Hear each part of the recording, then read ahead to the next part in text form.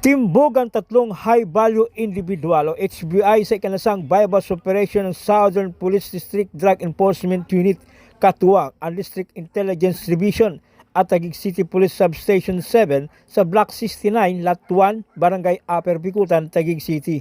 Kinilala ni Police Major Cecilio Tomas Jr., hepe ng DDEU, ang mga naaresto na sina alias Kim, 35 anyos, alias Jeremy, 29 anyos, na isang construction worker na parehong residente sa nasabing barangay, at alias Don, 39 anyos, isang graphic artist at residente ng barangay Santa Ana, Taguig.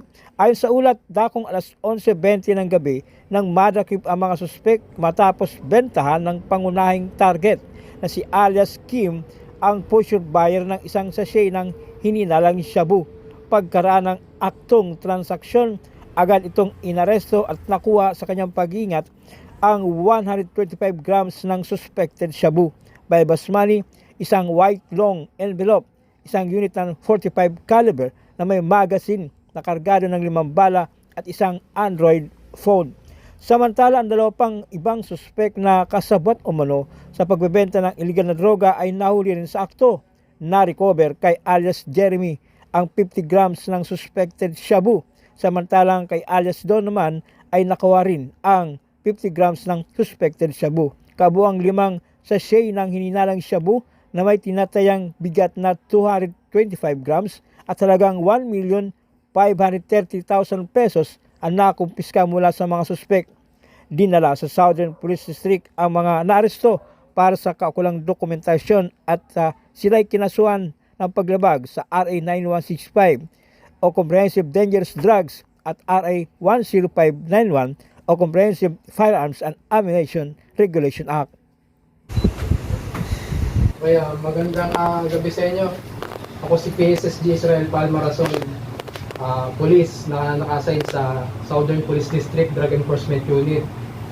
Ikaw Redemptor Tagalog, Jeremy Apable, and Don Christian Imperio ay inaaresto namin sa salang pagbebenta at pag-iingat ng illegal na droga for violation of RA 9165, gayon din ang illegal possession of firearms or for violation of RA 10591. Kayong tatlo ay may karapatang manahimik at magsawalang kibo. Ano man ang inyong sasabihin ay maaaring gamitin sa inyo, pabor o laban sa inyo sa anumang hukuman dito sa Pilipinas. Kayong tatlo din ay may karapatang magkaroon ng abogado na sarili ninyong pili. Kung wala kayong kakayahan, magpo-provide ang gobyerno para sa inyo. Naintindihan nyo ba ang inyong mga karapatan?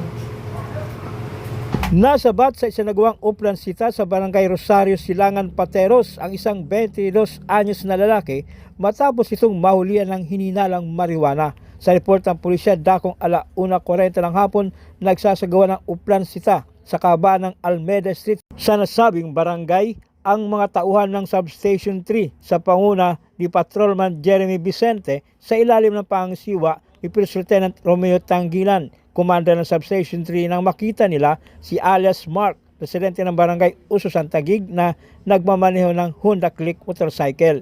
Nang sitahin at pinahinto ito at hininga ng driver's license at ORCR, wala itong naipakita kung kaya't agad na inspeksyon ang laman ng compartment ng kanyang motorsiklo.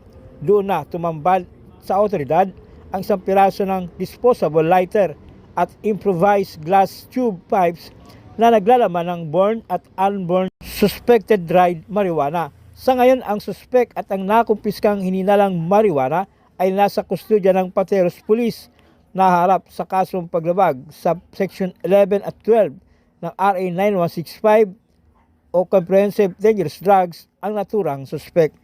Ikaw ay inaaresto sa Section 11 ng RA 9165. May karapatan ng manahimik.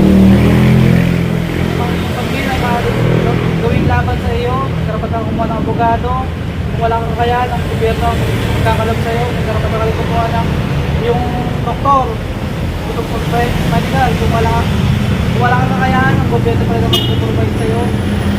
Naintindihan mo ba yung mga karapatan? Pinatunayan ng mga barangay tanod ng Barangay Pag-asa sa lungsod ng Bandaluyong at Barangay San Joaquin sa lungsod ng Pasig na may silbi sila sa barangay ng arestoy ng mga ito at ma-turn over nila sa pulisya ang dalawang kalalakiang kabilang isang minor de edad na naaktuhan umanong nagpapat session. Sa lungsod ng Mandaluyong, kinilala ng pulisya ang naaresto na si alias Ryan, 28 anyos, residente ng Inocente Street, Barangay Pag-asa, Mandaluyong City. Sa paunang investigasyon ng pulisya, nabatid na may nagtembre umano sa barangay na may nagpapat session sa isang lugar. Kaya naman kaagad na pinarundahan ito sa mga tanod ng barangay. Kaagad namang rumisponde ang mga nasabing tanod at naaktuhan nga ng mga ito ang suspect na humihit-hit ng illegal na droga. Nakumpiska sa lugar ang isang plastic sachet ng hininalang pinatuyong daw ng marijuana at isang glass tube pipe. Sa barangay San Joaquin sa lungsod ng Pasig, isa namang minor de edad ang inaresto ng mga nag-responding tanod matapos makuha sa kanyang pag-iingat ang isang plastic sachet ng hininalang pinatuyong daw ng marijuana at isang glass tube pipe.